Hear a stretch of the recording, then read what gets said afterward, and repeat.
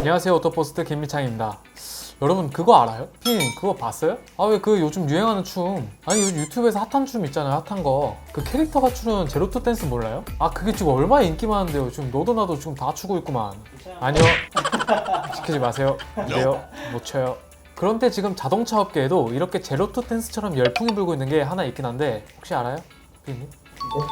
피디님? 상큼한 제로투와는 느낌이 전혀 다른 삭막한 분위기, 바로 파업입니다. 지금 한국 GM 노조는 전체 조합원을 대상으로 진행한 파업 찬반 투표에서 이미 76.5%의 찬성률을 기록해 파업이 가결됐고, 르노 삼성차도 파업에 적극적인 강성 노조가 다시 교섭 대표 자리에 오르면서 다른 완성차 노조들과의 연대를 위해 민노총 가입까지 고려하고 있다는데요. 그럼 현대차는 조용하냐? 아닙니다. 오늘의 주인공이 바로 현대차 노조인데요. 여기 기사를 한번 봐볼게요. 성과급 30%, 정년 만 64세, 현대차 노조 파업 권한 확보. 현대차 노조는 지난 2년간 무분기로 임단협 교섭을 타결해왔었죠. 결론은 현대차 노사 간 무분기 합의가 이번 3년차까지 이어지지 못하면서 노조가 정식으로 파업권을 확보하게 된 겁니다. 그럼 이번 현대차 노조가 원하는 임단협 내용은 무엇이었을까요? 지금까지 노조의 요구를 보면 일반 대중들에게는 합리적이지 못하고 자신들의 이익만을 챙기기 위한 무리한 요구로만 비춰왔죠. 그렇게 일반 대중들에게 노조라는 집단의 이미지는 최악인 거고요. 그렇다면 이번 현대차 노조의 임단협 요구사항은 무엇이며 이들의 요구사항은 과연 합리적인 것인지 한번 알아봐야겠죠. 자, 2년간 조용하던 현대차 노조가 이번 연도에는 그렇지 못했습니다. 12일 현대차에 따르면 현대차 노조가 이날 중앙노동위원회 중노위가 2차 조정회의에서 노조가 신청한 노동쟁의 조정 신청 사건에 대해 조정 중지를 결정하면서 합법적으로 파업권을 획득했다고 합니다. 그럼 중노위가 뭔데 현대차 노조에 합법적으로 파업을 할 수 있는 권한을 주냐, 이런 의문점이 생기죠. 의문점을 풀기 위해선 일단 중앙노동위원회가 무슨 일을 하는지 알아야겠죠. 결국 중앙노동위원회는 고용노동부에 소속된 하나의 정부기관으로서 노사 간의 노동쟁의를 조정하고 중재하며 부당해고 및 부당노동행위 등에 대한 심판을 내리는 곳입니다. 이런 기능을 하는 중노위가 이번에 현대차 노사의 임단협과 관련한 노동쟁의 조정 결과에서 노사 간의 입장 차이가 크다고 판단을 내리고 조정 중지 결정을 내린 거고요. 노조가 합법적인 쟁의 행위를 하기 위해서는 조합원의 투표와 중노위 조정 중지 결정이 있어야 하는데 이미 현대차 노조는 조합원 48,599명 중 73.8%의 쟁의행위 찬성표를 얻어내 파업이 가결된 상태였기에 중노위의 조정 중지 결정까지 떨어지면서 합법적으로 파업 권한을 얻게 된 겁니다. 중노위의 조정 중지 결정이 떨어지자 현대차 노조는 즉시 쟁의 대책위를 구성했는데요. 이야, 빨라요 빨라. 이제 현대차 노조는 중노위에 신청한 쟁의 조정마저 중단되면 이르면 다음 주부터라도 당장 파업에 돌입할 수 있다고 합니다. 만약 이대로 현대차 노조가 파업한다면 지금 가장 초조해하고 있을 사람은 바로 정의선 회장일 텐데요. 이번 현대차 노조의 파업 결의는 3년 만으로 지난해 10월에 취임한 정 회장은 이번 파업이 회장 자리에 오르고 난 뒤 처음으로 겪을 파업이기 때문입니다. 하지만 아직 파업이 확정된 건 아닙니다. 합법적으로 파업권을 얻은 현대차 노조는 쟁의 행위 중이라고 하더라도 사측과의 교섭을 거부하지 않겠다며 교섭의 문을 별도로 열어둘 것이라고 밝힌 바가 있기 때문인데요. 그러니까 우리는 파업을 할 수 있지만 최대한 너네랑 좋게 풀어볼 마음이 있어. 너희가 우리 요구사항에 충족하는 제시안만 들고 오면 말이야. 이런 거죠. 아니 파업권도 합법적으로 얻었겠다, 이전처럼 그냥 들고 일어나면 될 텐데 굳이 이렇게 양쪽의 문을 열어놓는 이유가 뭘까요? 이유는 간단했습니다. 지금 한창 사회적인 분위기가 코로나19로 인해 많이 침체되어 있는 상황이잖아요. 안 그래도 코로나 때문에 직장을 잃는 분도 계시고 경제적으로 어려움을 겪고 계신 분들도 많은데 이런 상황에 노조가 전면 파업에 돌입해서 돈 더 달라고 시위하기에는 살짝 부담되는 거죠. 그럼 현대차 노조가 이번에 원하는 요구안에는 어떤 사항들이 포함되어 있을까요? 현대차 노조는 올해 임단협에서 꾸준히 기본급 99,000원 인상, 지난해 당기순이익 30% 성과급 지급. 지난해 현대차 당기순이익이 1조 3,767억 원이었으니까 대략 4,600억 원 수준의 성과급이죠. 현대차 노조가 약 49,000명이니까 노조원 1인당 약 1,000만 원 수준의 성과급을 요구하고 있는 거네요.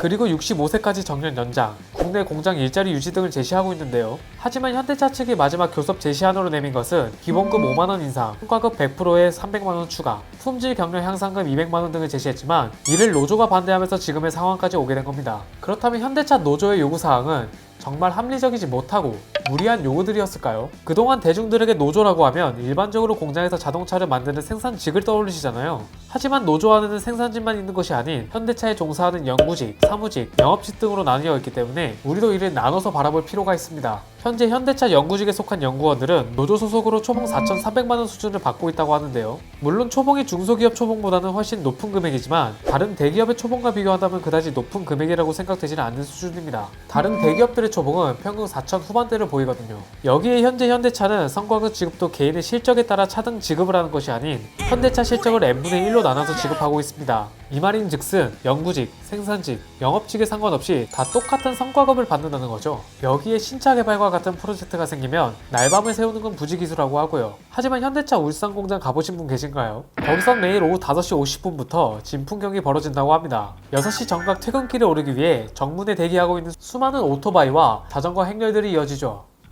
좀 더 쉽게 풀어보자면 예를 들어 이번 아이오닉 5 없어서 못 팔 정도로 큰 인기를 얻고 있죠. 어느 현대차 연구원 한 명이 혼자 피똥 싸면서 만들었다고 가정한다면 그 한 명이 엄청난 실적을 세운 거잖아요. 하지만 그래도 현대차는 이 연구원 한 명한테 개인 인센티브를 주고 싶어도 줄 수가 없고 아이오닉 5를 생산하는 생산직이랑 똑같은 인센티브를 줘야 하는 겁니다. 그래서 연구직에 종사하고 있는 연구원으로서는 내가 아무리 날고 기어봤자 옆 동네 생산직이랑 똑같은 성과급을 받는데 굳이 열심히 할 필요가 있을까?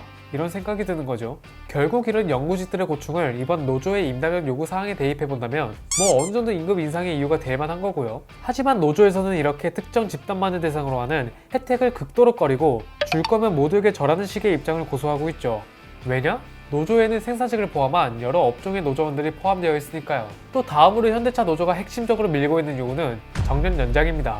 이건 노조 내에서도 말이 많은 사항이기도 한데요. 나이가 정년에 가까운 노조원들은 정년을 연장해라, 나이가 젊은 노조원들은 오히려 정년을 줄여라, 이렇게 말입니다. 양쪽의 입장을 들어보면 정년을 연장해야 한다는 주장은 국민연금을 받는 시기가 65세부터라 60세에 정년 퇴임을 하면 약 5년 동안은 소득이 없기 때문에 정년을 65세로 연장해 경제적 안정감을 도모해야 한다는 주장이고, 나이가 젊은 노조 세대들은 현재 완성차 산업은 친환경차로 넘어가는 기로의 시대에 맞춰 대응할 수 있는 젊은 인재 공급이 필요하다는 입장으로 정년 연장은 절대 불가하다는 의견이고요. 하지만 사측에서도 정년 연장만큼은 절대 불가하다는 입장을 밝혔죠. 이건 현대차뿐만 아니라 한국 GM, 르노, 삼성 등 다른 국내 완성차 기업들의 입장과도 똑같은데요. 그렇기에 업계 관계자들은 이 정년 연장 요구는 사실상 불가능에 가깝다는 전망을 내비치고 있기도 합니다. 그럼 또 가만히 있을 노조가 아니죠? 사측이 이런 부정적인 반응을 보이자 노조는 아예 정년 연장을 노사 간의 합의로 이끌어내는 것이 아닌 법을 개정해서라도 늘리기 위해 국회에 동의 청원을 진행했는데요. 열정이 끝내주죠.